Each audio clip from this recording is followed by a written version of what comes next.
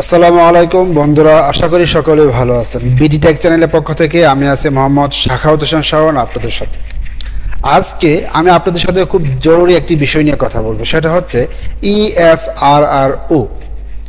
আপনারা যারা মেডিকেল ভিসার জন্য অ্যাপ্লিকেশন করেছিলেন, আপনারা মেডিকেল ভিসা পেয়েও গেছেন, কিন্তু সেই মেডিকেল ভিসা একটি কথা সবসময় লেখা থাকে, সেটা আমি যদি আপনাদেরকে একটু দেখাই। এটা হচ্ছে ইন্ডিয়ান এম্বাসির যে ওয়েবসাইট, গভর্নমেন্ট ওয়েবসাইট, সেই ওয়েবসাইট হচ্ছে এটা। এখানে লেখা আছে মেডিকেল ভিসার জন্য আবেদনকারীদের শুধুমাত্র সেই মনোনীত হাসপাতালে যেতে হবে যার জন্য ভিসা জারি করা হয়েছে। হাসপাতাল পরিবর্তনের জন্য ভারতে FRRO অর্থাৎ হচ্ছে ফরেনার রেজিস্ট্রেশন অফিস অনুমতির প্রয়োজন।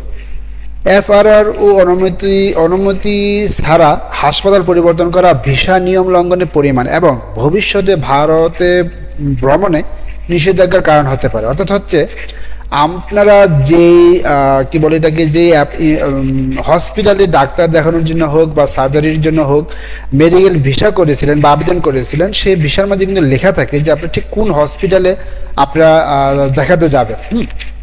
এখন ধরুন কোনো কারণে আপনি যদি সেই হসপিটাল পরিবর্তন করে আপনি চাচ্ছেন যে আপনি অন্য কোনো হসপিটালে ডাক্তার দেখাবেন, সেক্ষেত্রে কিন্তু আপনাদেরকে অবশ্যই বাধ্যতামূলকভাবে আপনাদেরকে EFRRO অর্থাৎ ফরেনার রেজিস্ট্রেশন অফিসে আপনাদেরকে কি করতে হবে, রেজিস্ট্রেশন করতে হবে। রেজিস্ট্রেশন করে ওদের কাছ থেকে আপনাদেরকে পারমিশন নিতে হবে যে আপনি যেই হসপিটালের জন্য ভিসা পেয়েছিলেন সেই হসপিটালে না দেখিয়ে আপনি অন্য একটি হসপিটালে দেখাবেন। সে পারমিশন নেওয়ার পরেই শুধুমাত্র আপনারা অন্যান্য হসপিটালে দেখাতে পারবেন। তো বন্ধুরা, কিভাবে আপনারা এটা দেখাবেন সেটাই আজকে আমি আমার ভিডিওতে আলোচনা করব। তো যে কারণে বলবো আমার ভিডিওটি না টেনে সম্পূর্ণ বিষয়টি দেখতে থাকুন।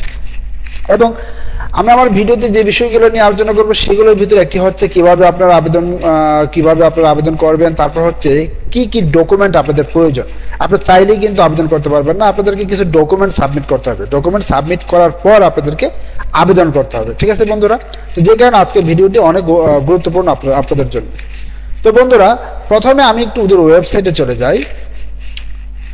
ওয়েবসাইট কোনটা, এই যে এটা।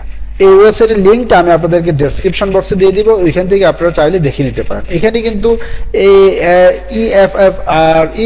EFRRO কি কেন প্রয়োজন ডিটেলস আকারে এখানে দেওয়া আছে। আপনারা চাইলে সব কিছু পড়ে ভালোভাবে পড়ে নেবেন। আর আমি আজকে যে কথাগুলো বলবো ইনশাল্লাহ আমার কথাগুলো শোনার পর আপনাদের পড়া লাগবে না, ঠিক আছে। তো এটা হচ্ছে আরেকটি ওয়েবসাইট, আরেকটি লিঙ্ক। এই লিঙ্কটি আমি আমার ডেসক্রিপশন বক্সে দিয়ে দেবো, এখান থেকে আপনারা রেজিস্ট্রেশন করবেন। তো বন্ধুরা, প্রথমে আপনাদেরকে EFRRO তে অ্যাপ্লিকেশন করার জন্য এই যে দেখতে পাচ্ছেন ডান পাশে যে নিউ ইউজার রেজিস্ট্রেশন হিয়ার, এখানে আপনারা ক্লিক করবেন। ঠিক আছে, ক্লিক করার পর এখানে কিছু ইনফরমেশন চাবে। এই সকল ইনফরমেশনগুলো ফিল আপ করে যখন সাবমিট অপশনে দিবেন, তখন আপনার যে মোবাইল নাম্বার বা যে মেইল আছে, যে মেইলটি এখানে বসাবেন, সেই মেইলে একটি OTP যাবে। সেই OTPটি বসাই আপনাদেরকে রেজিস্ট্রেশন কমপ্লিট করতে হবে। রেজিস্ট্রেশন কমপ্লিট করার পর তারপর হচ্ছে ফর্ম আসবে, সেই ফর্মগুলোকে আপনাদেরকে ফিল আপ করতে হবে মনোযোগ সহকারে। তো বন্ধুরা, এই ফর্ম কিভাবে ফিল আপ করতে হবে সেটা নিয়ে আমি আজকে আলোচনা করব না, কেননা ফর্মটি আপনারা খুব সহজে ফিল আপ করতে পারবেন। এই ফর্মে আসলে আপনারা তো জানেন ফর্মে আসলে কি চায়, ফর্মে আসলে আপনাদের সকল ইনফরমেশন চাবে। তো বন্ধুরা, আমি আমার নেক্সট ভিডিওতে এই কিভাবে ফর্মগুলো ফিল আপ করতে হয় সে বিষয়ে আমি আলোচনা করবো। তো এখন আলোচনা করবো আসলে এই যে ফর্মটি ফিল আপ করবেন, অ্যাপ্লিকেশন করবেন। তো অ্যাপ্লিকেশন করার পর ওরা কিন্তু আপনাকে একটি মেইল দিবে যে কি কি ডকুমেন্ট আপনাকে আপলোড দিতে হবে। তো বন্ধুরা, এই ডকুমেন্ট জিনিসটা কিন্তু অনেক ইম্পর্টেন্ট। হ্যাঁ, এই ডকুমেন্ট যদি আপনি অ্যাকুরেটলি আপলোড না করেন সেক্ষেত্রে কিন্তু ওরা আপনাকে পারমিশন দিবে না, আর আপনি পারমিশন ছাড়া অন্য কোনো হসপিটালে দেখাতেও পারবেন না। সো আপনাদেরকে প্রপার ওয়েতে সঠিক ডকুমেন্টগুলো আপলোড দিতে হবে। তো প্রথমে 1 নম্বর হচ্ছে আপনাদেরকে অবশ্যই পাসপোর্ট কপিটা স্ক্যান আকারে রাখতে হবে, স্ক্যান করে রেডি করে রাখতে হবে পাসপোর্ট। 2 নম্বর হচ্ছে আপনাদের যে ভিসা কপি, সেই ভিসা কপিটা স্ক্যান করে রাখতে হবে। অর্থাৎ হচ্ছে আপনি ফটোকপি করে স্ক্যান করবেন অথবা অরিজিনালটাও স্ক্যান করে রাখবেন, কারণ হচ্ছে আপনাদেরকে অ্যাপ্লিকেশন করার সময় এই ডকুমেন্টগুলো লাগবে। 3 নম্বর হচ্ছে আপনাদেরকে অবশ্যই যে হসপিটাল থেকে অ্যাপয়েন্টমেন্ট নিয়েছিলেন সেই হসপিটালের অ্যাপয়েন্টমেন্ট কপিটা লাগবে।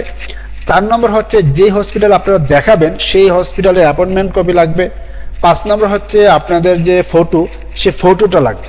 এখনো একটা কথা বলে রাখি বন্ধুরা, এই ফটো নিয়ে কিন্তু অনেক সমস্যা হচ্ছে, কেননা আমরা ইন্ডিয়াতে যাওয়ার পর আমরা কি করি, আমরা ছবি না তুলে মোবাইল থেকে ছবি তুলে আমরা মোবাইলের মাধ্যমে আমরা এডিট করি।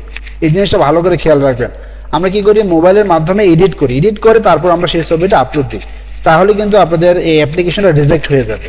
তো এই কাজটি কখনোই করবেন না, ভুলেও করবেন না। আপনারা কি করবেন, নিকটস্থ কোনো স্টুডিও থেকে গিয়ে আপনার ছবি তুলে তারপর সেই ছবিটা আপলোড দেবেন, ঠিক আছে। তারপরে আপনারা যে হোটেলে ইন্ডিয়াতে যাওয়ার পর যে হোটেলে উঠছেন সেই হোটেল থেকে একটি সি ফর্ম, এটাকে বলা হয় সি ফর্ম, সেই যে হোটেলে উঠছেন সেই হোটেল থেকে একটি সি ফর্ম দিবে। সেই সি ফর্মটিকে আপনাদের স্ক্যান করে রেডি রাখতে হবে। যদি সব হোটেলে, যদি কোনো হোটেলে আবার সি ফর্ম থাকে না, যদি কোনো হোটেলে সি ফর্ম না থাকে সেক্ষেত্রে কি করবেন, সেক্ষেত্রে কিন্তু ওদের ভিজিটিং কার্ড প্লাস ওই হোটেলের যদি কোনো ডকুমেন্ট থাকে সেই ডকুমেন্ট আপনারা স্ক্যান করে রেডি রাখবেন। তারপর হচ্ছে আপনি যে ইন্ডিয়াতে আসছেন সেই ইন্ডিয়াতে আসার যে অ্যারাইভাল কপি, সেই আপনাদেরকে যে সিল মেরেছিল যে পাসপোর্টে, সেই সিলের কপিটাকে আপনারা স্ক্যান করে রাখবেন। বন্ধুরা, এই ডকুমেন্টগুলো যদি আপনার প্রপার ওয়েতে স্ক্যান করে আপলোড দিতে পারেন, অ্যাটাচ করতে পারেন, তাহলে কিন্তু আপনার অ্যাপ্লিকেশনটা আর কখনোই রিজেক্ট হবে না। তো আপনি যখন অ্যাপ্লিকেশন করার পর ওরা কিন্তু আপনার অ্যাপ্লিকেশনটাকে যাচাই বাছাই করবে, এবং যাচাই বাছাই করার পর ওরা আপনাকে আপনার মেইলের মাধ্যমে কি করবে, আপনার মেইলের মাধ্যমে ওরা আপনাকে পারমিশনটি দিয়ে দিবে। অর্থাৎ হচ্ছে একটি কি বলে এটাকে, একটি অ্যাপ্রুভাল লেটার ওরা আপনাকে মেইলের মাধ্যমে পাঠিয়ে দেবে। এখানে আরেকটি জিনিস দেখুন, ওরা ইনস্ট্রাকশনে বলে দিয়েছে foreigners are advise to apply at last 2 weeks in advance. অর্থাৎ হচ্ছে আপনাদেরকে মিনিমাম 15 দিন সময় হাতে রেখে তারপরে অ্যাপ্লাই করতে হবে। তো বন্ধুরা, আমি আশা করব যে কি কি ডকুমেন্ট লাগবে আপনারা বুঝে গেছেন। এই ডকুমেন্টগুলো ছাড়া আপনাদেরকে আর কোনো ডকুমেন্ট দিতে হবে না বা দেওয়ার প্রয়োজনও নেই। এই ডকুমেন্টগুলো প্রপার ওয়েতে আপলোড করলেই আপনারা খুব সহজেই অনুমতি পেয়ে যাবেন, অর্থাৎ হচ্ছে অ্যাপ্রুভাল লেটার পেয়ে যাবেন।